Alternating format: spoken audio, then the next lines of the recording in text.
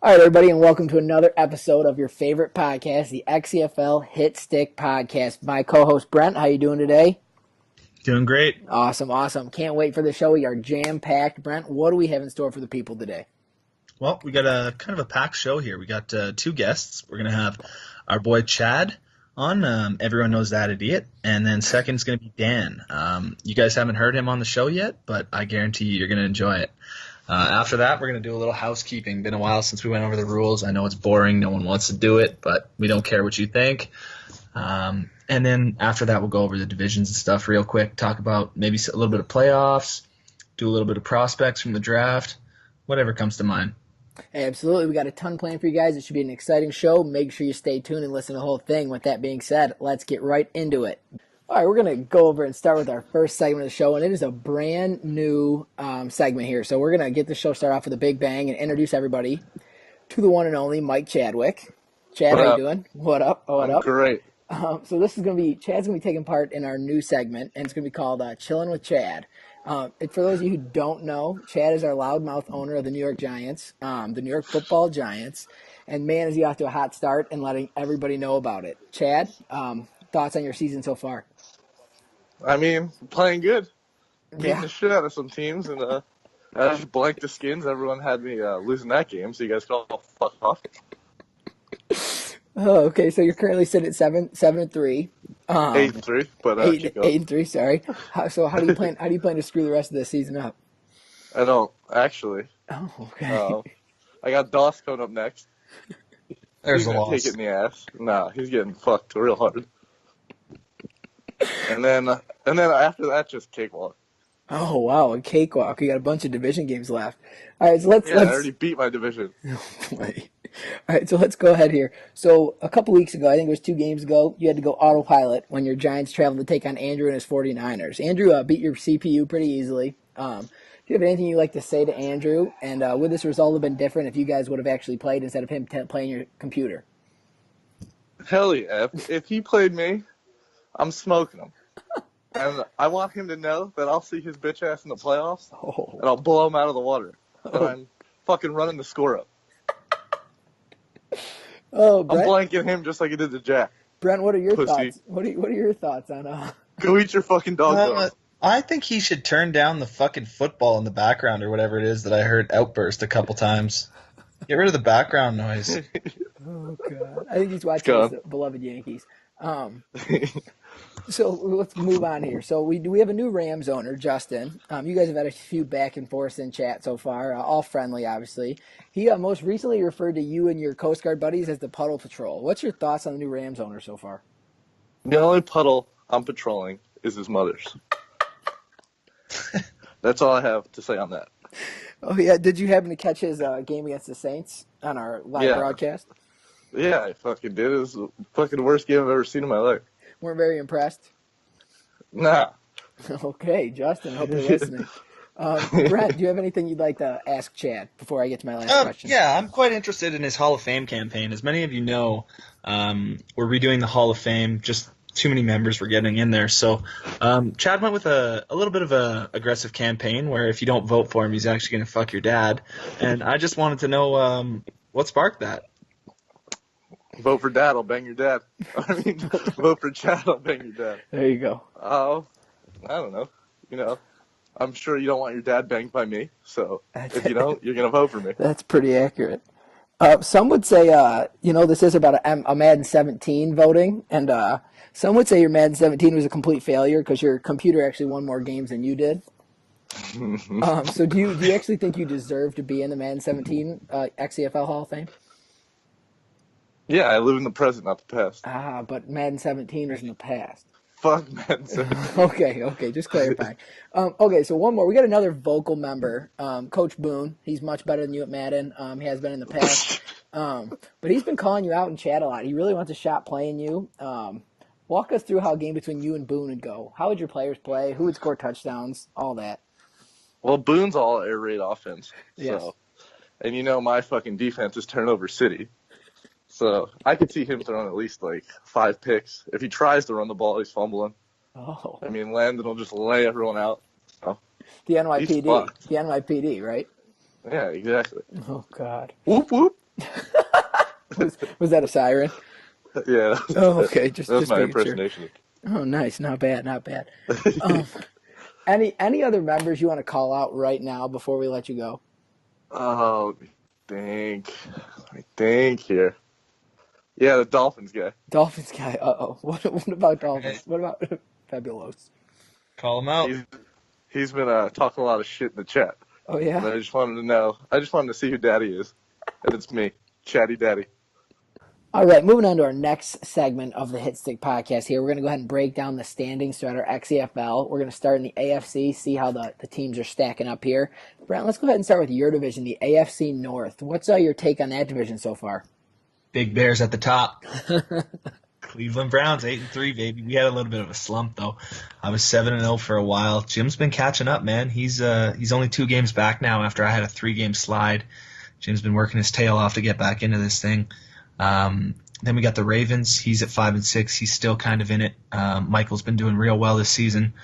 Didn't have much to work with in Baltimore. I didn't find that cupboard very stocked. And then Robert is really pulling up the rear with 1 win. He is looking for that number 1 pick. Yeah, I agree with you there. I also think this division is only going to get 1 team into the playoffs, looking at how tough the AFC South and AFC West are playing. So I think this race could, unless you pull away, it could get pretty interesting going down to it. Ravens has done a really good job with what he's got there, like you said, and that Flacco contract does not help anyone. And then Robert, we're looking for that first number 1 overall pick, get the Bengals going in the right direction. Let's go ahead and move to the AFC South.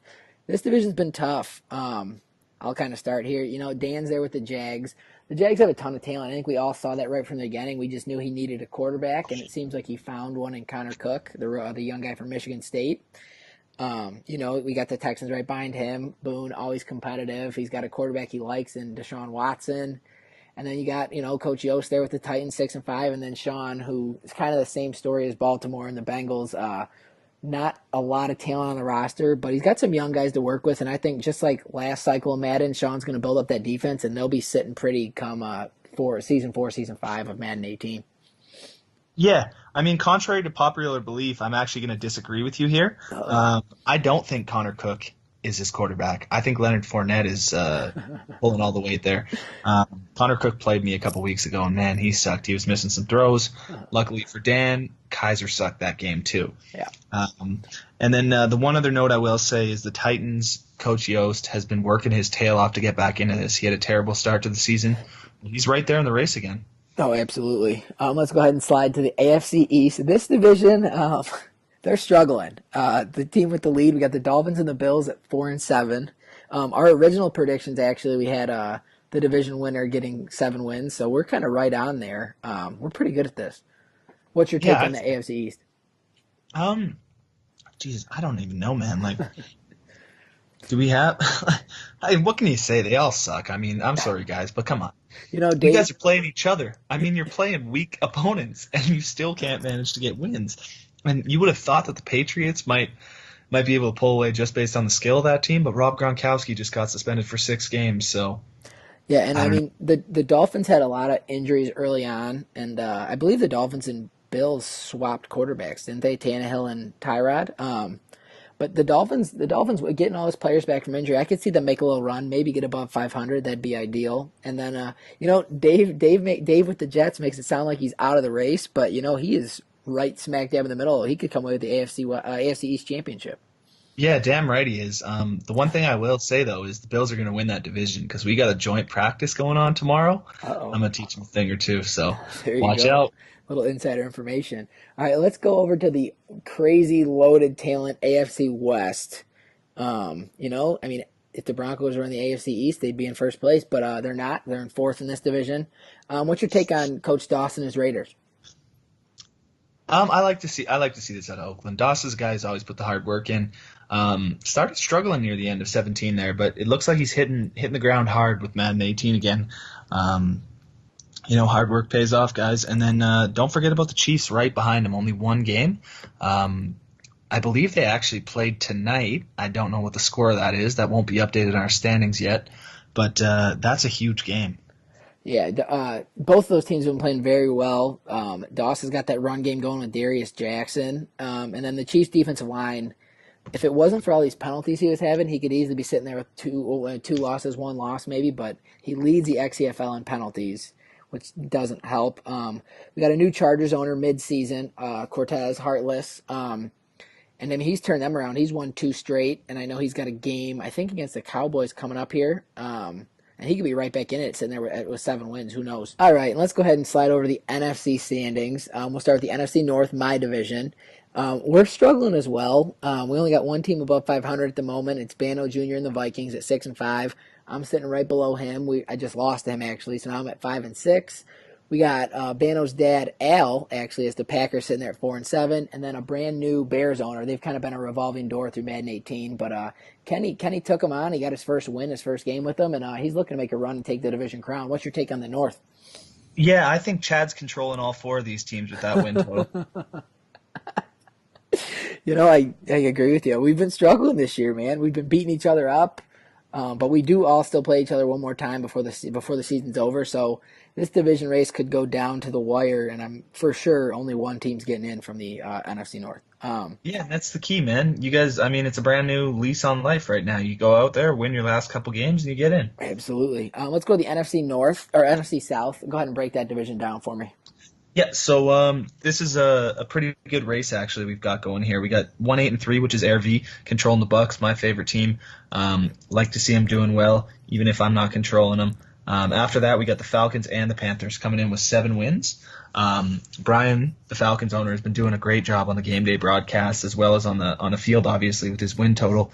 And then Ace Boogie's been killing it on the ground with Cam, man. I mean, he's doing that read option running, which everyone says will never work. Well, he's proven us all wrong, so keep it up, man. And then we got Coach Stanley Jean-Baptiste bringing in the rear. 5-6, though. That's not too bad for a 4th place in a division. I mean, that would be in the playoffs in some other divisions, so hopefully he can have a little more luck at the end. Yeah, the Saints beat me up. I actually lost to 3 of the 4 teams in this division. I still got Air V left, so hopefully I can spoil some playoff hopes for him. But I agree with you. Brian has done an awesome job with the content. He's helped us out a lot with the broadcast. Ace Boogie was 6-0. Now he's sitting at 7-4. Had a rough 4-game losing streak, but he seems to have revitalized the run game with Christian McCaffrey, Cam Newton, playing real well. And then New Orleans has just had a couple bad breaks. He's been in every game, I believe. So who knows how this race could shape up in the NFC South. But then we will go to the most popular division just because Mike Chadwick is leading the way in the NFC East. I'll let you go ahead and start here. What do you think about Chad so far? I know we talked to him earlier in the show, but now you can give us the real perspective on Chadwick. Yeah, so, I mean, basically, the way I see it, he's got 5 games left, which means 5 more losses. Going to finish 8-8. I would think that's still going to win the division, though. Or actually, I guess he's got games against the other guys left. So let's give it to Josh Hanna here. Josh is gonna beat his ass in a couple weeks, and then he's going to sneak up that probably 8-8 as well. Taking the division with it, though. Breaking Chad's little heart. And then you got the Redskins and the Eagles, who I think will fall just short. Jack's real busy during this season, you know. He's a coach in real life, so he gets pretty busy during the first couple seasons, but you can bet he'll be taking that crown over after he gets done with the year. And the Eagles, I mean, we got Key Mitch in there. He just took over the team a couple weeks ago. They were in a little bit of distress when he took over. He can probably turn it around a little bit, but he's already got 8 losses on the board, so not much he can do. Yeah, this is division's a 2-horse race. I agree with you. I actually I got Chad going 8-8 as well, losing the rest of them. And I think Chad knows deep down he's going to lose all the rest of them. He does have a game against the Redskins, who I think Jack will get his revenge, probably shut Chad out. And like you Yeah. said, I think once Jack gets in the off season, gets a couple draft picks, gets a jump into free agency a little bit, I think we'll see Jack turn his team around. Right now, he's playing with a bunch of just really fast 65 overall dudes. And then, like you said, Josh, Zeke Elliott got hurt and he's been out, but I think he makes a return next week. So I think he'll just start climbing up because Zeke was at the top of the rushing leaders before he got hurt. But yeah, Chad, this will be probably one of the biggest crumbles in XCFL history if you go from 7-0 and end up not making the playoffs at 8-8, man. Yeah. I mean, I don't know why everyone keeps playing him with their thumbs tied behind their backs. I mean, you guys can use your two hands. You don't have to feel bad for Chad. You can actually play. I think Chad just has really gotten lucky through this first half of the season, and now with this heavy backloaded schedule, it's really going to catch up to him, and we'll see him finish and struggle the rest of the way. But let's go ahead and head over to our last division, the NFC West. Go ahead and break down the NFC West for us. Another tough division. Yeah, I'm trying to look through the broken screen on my phone right now, and it doesn't help. But it looks like we got Nick Z's Cardinals coming in at 7-3 right now. Yep. No surprise there. I really was kind of surprised by the earlier results in the season when Nick Z wasn't leading the division. He's a great coach, and Arizona's a pretty good team. Gave him David Johnson when he's got a strong running game. We got Andrew and his 49ers at 7-4. So that's a bit of a surprise as well. Andrew, he's a great owner, but he did play with the 49ers, and it kind of seemed at the start like he was going to lose a couple and get a good draft pick and wait for next year. But he's holding in really strong, playing well. And, man, what a division. Like, we got another 7-4 guy in Brian right below him. That thing, like, you don't even have a guy in first place right now, basically. Yep. And they're all going to play each other for the final end of the season. So I'm kind of excited to watch that one. That's probably the best divisional race to watch at the end of the year. And then we got the Rams dragging it in at 4-7. Sorry, dude, but it's not going to get it done in that division because that race is hot right now. Yeah, absolutely. If you remember back during Madden 17, we made our predictions on our way too early predictions on who would win the championship of the first season, Madden 18, and I picked Nick Z and his Cardinals to beat the Titans, Coach Yost and his Titans in the Super Bowl. So right now my prediction's holding strong. I think the Cardinals play Dan tomorrow, the Jacksonville Jaguars, 2-7-3 team. So that could be a really cool matchup to watch. Make sure you guys tune in, only on the XCFL network. Then you do, like you said, Andrews, 49ers, very young but playing very well. And then Brian joined midway through, I think, but he's put together a bunch of wins, had a couple injuries here. I think his punter even played quarterback for a half of a game, I think. Oh, yeah, he's a terrible throwing mechanic, too. It was awful. But you know what? I mean, to come in, he did it all. Even if they lost, I think I'm going to give him MVP. Because he punted the ball. He probably held for the kicks. He came in through a couple passes. Yeah, Brian really went out and got himself a utility player at punter. Yes, we got to give him credit for that. Yeah, I might go ahead and make a trade, grab him. Stafford's out for 2 more weeks, so we'll see. But yeah, what a Swiss Army knife. Alrighty, so this is the part of our show where we're going to bring out our Hitstick big board, and we're going to talk about our top 10 prospects that we think are the most talented guys in the XCFL draft this year. So this is year 1 of Madden 18. I think you guys saw our episode last year, so now last week. So we had a couple updates to our Hitstick big board. Roland Mumphrey, the 6'6" wide receiver out of Oklahoma, actually slid up one spot into the number 1 spot. So 6'6", 231, go up and get the ball. I mean, Roland is just your all-around receiver, Brent. Yeah, he comes up like Megatron, I must say.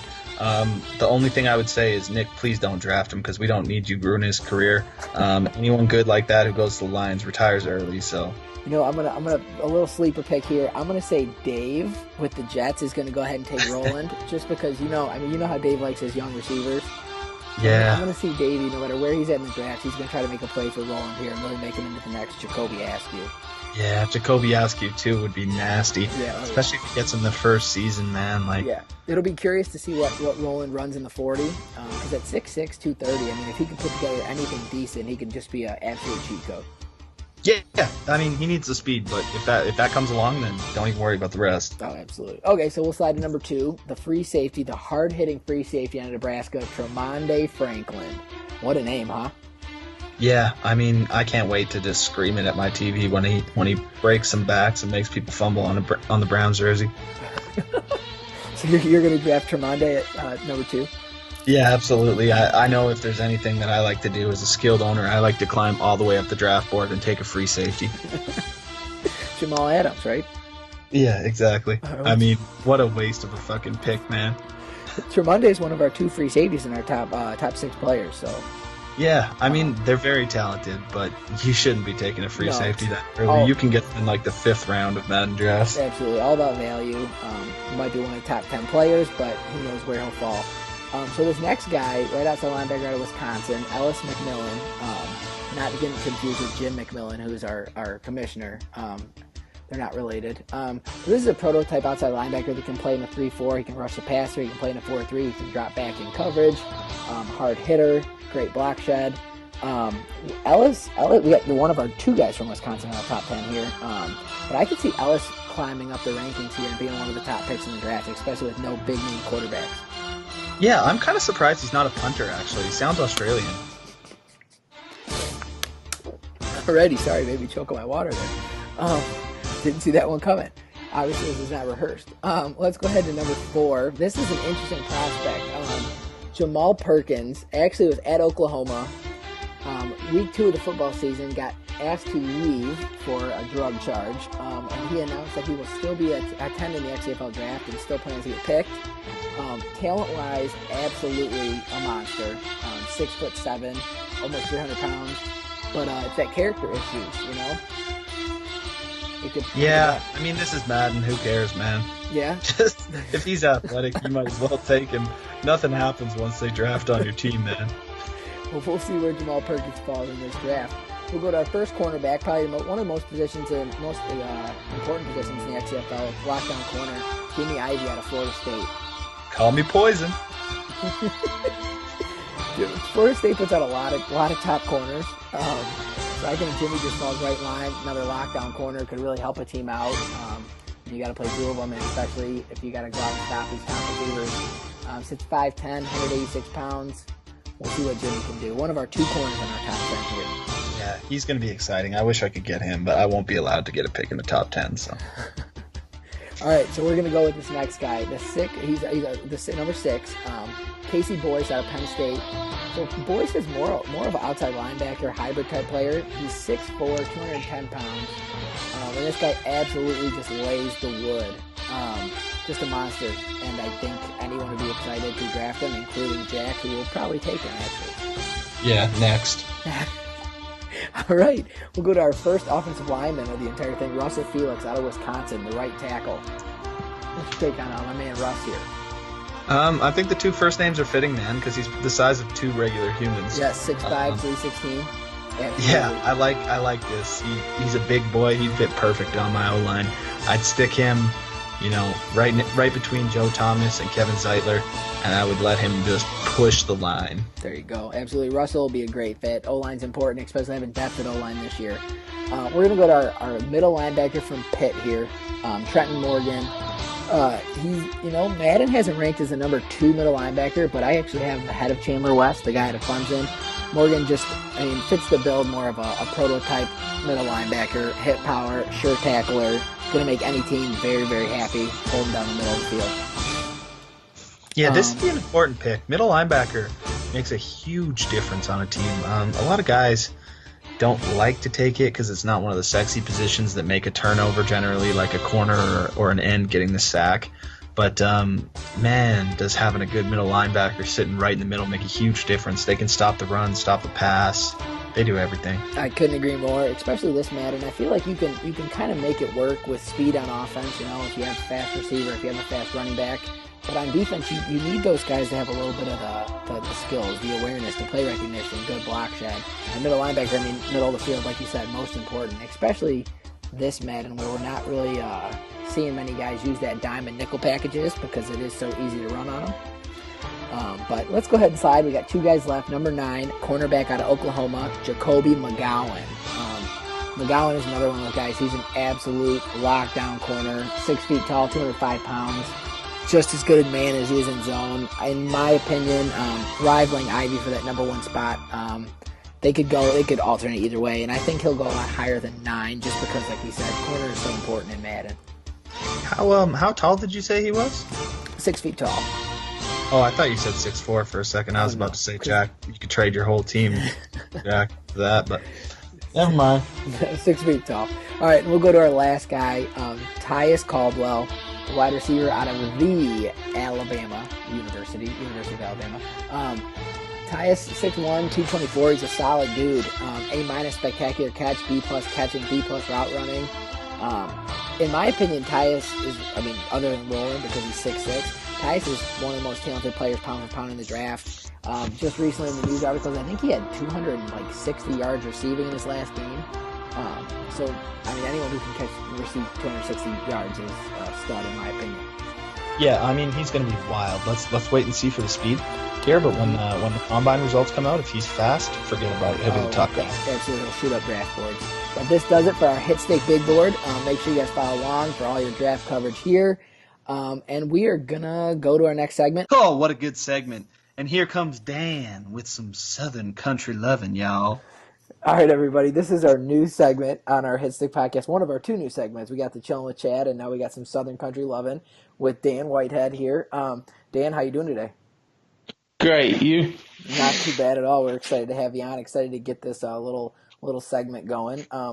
Today, Dan, why don't you tell everybody what you kind of got planned for us? Well, everybody's heard of a power ranking, so we're going to go the opposite direction. We're going to do power tanking. It's teams who are sucking so fucking bad that they're going to be number one overall pick in the draft. All right. So these will basically be the bottom feeders of the XCFL, our bottom 5 teams. Just so everyone gets that. Okay, cool. So let's go ahead here and start with our number 5 team. So we have the 3-8 Philadelphia Eagles. What's your take on the Philadelphia Eagles, and why do you have them down here? It's just a dumpster fire. They haven't had the right coach all season. They've been changing coaches. You've got a quarterback from North Dakota. He doesn't even know what a cell phone is. So, it's just a dumpster fire. They'll probably end up number 1, I would say. Oh, really? All right, Brent, do you have anything to add on the Eagles? Yeah, I actually can confirm that I saw Carson Wentz trying to use a cup and a string last week. He's working on it. Oh, boy. All right, the Eagles are definitely struggling. They're in a very tough division, but we'll see how they finish out here. Anybody can beat Chadwick, and they still have a game against him. Let's go ahead and move to number 4. We have the 3-8 Patriots, probably the most surprising team we got on your power tanking list here. Let's go ahead and break down the Pats a little bit. Well, they fired Bill Belichick at the beginning of the season and brought in this kid that's like 15, and he doesn't show up to the games, and he leaves his team out there by himself. So I don't know what to tell you there. If you're not there to coach your team, you can't win. That could not be more accurate. Brent, I hear we have a suspension for one of the players for the Patriots. Why don't you tell the league about that a little bit? Yeah, Gronk has gone ahead and got himself a 6-game suspension, so I hear he's in the works trying to get a 9-game suspension next. Oh, boy. What else can you say about Gronk, right? Gronk, that's typical Gronk. Okay, let's go ahead and move here to number 3, the Jets, Jets. How do we feel about the Jets? I feel bad for putting these next 3 teams on. They're all 3 great owners, but I think they just started off with bad teams. And Jets, Davey, I think he'll have his team rolling around next year. He's got a similar situation as the Jaguars and no QB play. So. Oh, okay. Yeah, the Jets roster starting out was very rough. We know how Davey likes to build his team up. He did it with Jacksonville last year. Just look for him to go ahead and grab a receiver in the first round, and we'll see what he can do there. We'll go ahead and move here to our good buddy Sean with the Colts. Sitting at 2-9, a rough start, a rough defense, still throwing interceptions just like Madden 17. Go ahead and talk about the Colts a little bit for us. Oh, Sean, Mr. Wednesday night. He throws a lot of picks and he throws the ball a lot, but actually lately he's been running the ball a lot more. I see him moving out of this top 5 at the end of the season. Wow, big strategy there. He'd actually hurt himself and get a worse draft pick, but we don't promote tanking in the XCFL, so that'd be a good move by Sean. And then your number 1 team on the XCFL power tanking list, the 1-10 Cincinnati Bengals. Go ahead and break those guys down. He's in a tough division. I would say he had one of the better teams starting Madden 18. You've got a ton of receivers, got running backs, got a decent quarterback, got a decent defense. So I guess it just comes down to play calling, maybe offense coordinator, defense coordinator. Tough division. So I don't know. Hopefully they turn it around, but hopefully they don't. Because if he don't turn it around, he's going to be number one in the draft. So Absolutely, absolutely. Yeah, this late in the season, it almost is just like, well, get those young guys some XP and see how it works. and that's why this is called power tanking.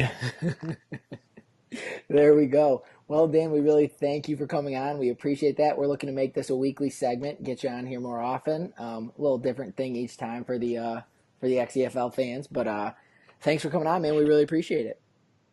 I appreciate it. See y'all. And that was Dan with some Southern country loving. All right, guys, and moving on here, we are going to go to our last segment here. Not as fun as all our other segments have been today. Just a little housekeeping, reminding everybody about some of the rules, some of our regulations here in the XCFL. So first things first, Hall of Fame. We announced yesterday we're going to kind of redo the Hall of Fame here. We're going to wipe it clean and kind of start over. I mean, we had too many members in right off the bat. I think we're sitting at 10, 1/3 of the league already in, and we just want to make the Hall of Fame a really special award. When you get into the Hall of Fame, we want it to really mean something. You're one of the best. We're not discrediting anybody who was in the Hall of Fame. We just really want to, up the, what am I looking for here? Really up the quality of the league as a whole, and we think this is going to be a great way to do it. Basically, I mean, guys, if we really think about it, like of all the players that are in the NFL, however many make the Hall of Fame, it's a very prestigious thing that 90 some odd % aren't going to make it. So we just want our Hall of Fame to be, just as special when you make it. Obviously, we're going to have a higher percentage of us make it than that, but we want it to be special. And when we have 1/3 of the league in, when we're only 10 seasons into the league, it just kind of dilutes it a bit and takes away that specialness, because at that rate, we'd have had everyone in within the first 3 Maddens. Yeah, so we just want to make sure. I mean, the staff is the league committee is gonna nominate our 5 members from Madden 17. We might have a little something special for the members who were in the Hall of Fame. We'll let you know on that. We gotta run by some things past a couple of people, but just hang tight. We'll get those out, and then the league can vote on who we think should be in for Madden 17. Brent, I'm gonna let you go ahead and take the scheduling part here, because you are the scheduling director. Yeah, guys, you've been doing a pretty good job for the most part of the scheduling. We just want to do a few housekeeping reminders, though. So basically, just remember, guys, you both have lives going on. You both have schedules. So don't think that you can just say when you want to play and expect the other person to show up then and then get mad and message me if not. I've had that happen a couple times lately, and it's getting a little bit frustrating because we are adults here, guys. Everyone's got stuff going on. We got to work together a little bit. So basically, just message your opponent within the first 24 hours with your availability. Ask what theirs is, and try and find a time that works for both of you. If not, you might have to compromise a little bit each. Yeah, absolutely. I mean, if worst case scenario, you guys can't find a time to meet up, if someone has a little more availability than the other one, we might let them play. If you guys agree to a sim, that's one thing. We're never going to penalize you guys. I mean, if the ability just doesn't match up, it just doesn't match up. It's when you start missing games where availability does work when you get in trouble. But let's go ahead here and move on to content. So content. I'm in charge of content. And it's been pretty good. I mean, most of our guys are hitting their minimum requirements, which is good. We just want to get as much out there as possible. We require 1 article every 4 CFM weeks. But what I do want to see is just a bunch of activity on Twitter. Twitter is the best way to broadcast what's going on in our league, let people know what's going on with your team. And then it is a great, it's a walking advertisement. We retweet it. It goes to League Crawler. They see it. All the guys following them see it. And it's a great way to kind of, people are like, oh, cool, that league's all active on Twitter. It's nice to see. And we get a bunch of people signing up on our waiting list, which is awesome. So keep all that up. I know a couple of you guys have got a few warnings. Just don't make me chase after you. Just get your article done. It's not hard. It can be 5 minutes. Take 5 minutes. Brent, anything to add there? No, I mean, everyone's doing a pretty good job. Yeah. I like to see the content, but we shouldn't have to chase after you guys. You joined a content-driven league. You also joined to play Madden. So getting your games scheduled and doing your content really shouldn't be something that we have to push you to do, because that's what you were looking for when you joined this league. Absolutely. And then one more thing about anything content related. If you would like graphics done, we have a bunch of talented people that can do graphics to help you out. Message me. I can put you in touch with the right person. I can do something for you. Anything that helps you guys with your team content. If you want to get something league-wide going, let me know. Anything league-wide is awesome because it just gets more and more people involved. let me know. We can help with any way you guys need. Yeah. So we'll go to a few actual gameplay rules here, Brent, starting with mixing up our play calling. Go ahead with that, both sides of the football. Yeah, so basically, guys, just try and call your plays on your own. Try not to use the coaching adjustment or suggestions. I do it sometimes myself too. Use the coaching suggestions, and it's the same 20 plays there all game. So you don't do it on purpose, but you end up picking the same one over and over, and that's really not fun for your opponent to play against. So just try and mix it up. Do as many inside runs as you have outside runs. Try and keep a balance when it comes to run and pass. Obviously, that'll depend a little bit on the score of the game, so don't worry about it if it's a little bit off, but try and keep it close. And on defense, just make sure you're mixing up that man and zone, because no one likes it when someone sits there in zone the whole time. Yeah, absolutely. Mix up, and even kind of zone. Don't just be in cover 2 the whole time. Throw some cover 3, throw a couple man blitzes, zone blitzes. And on offense, like Brent said, inside runs, outside runs. Don't abuse, just because you're in shotgun and you're in a different shotgun formation, you can't just run inside zone over and over and over again because you have 3 receivers on the left, 2 receivers on the right, whatever it is. And then same thing with all the other runs. A toss is a toss. We just don't want you abusing tosses. Whatever it is, halfback dives, just mix them up, keep the opponent guessing. It's a chess match, it's a strategy-based league. We want to create as real of an environment as we can with the gameplay we have here.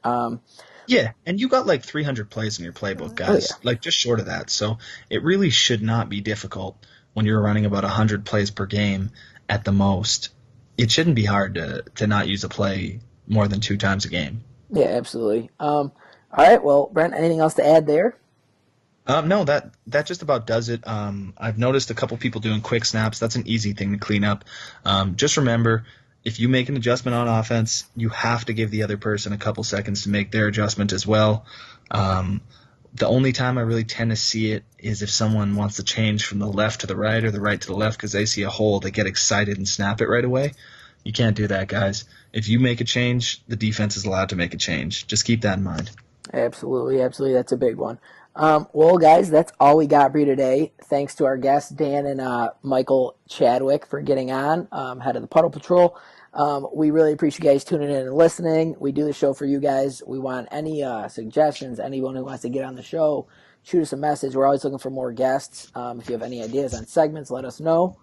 But for me, Nick Larson, and my co-host, Brent Foster, we are out of here. Buenas noches.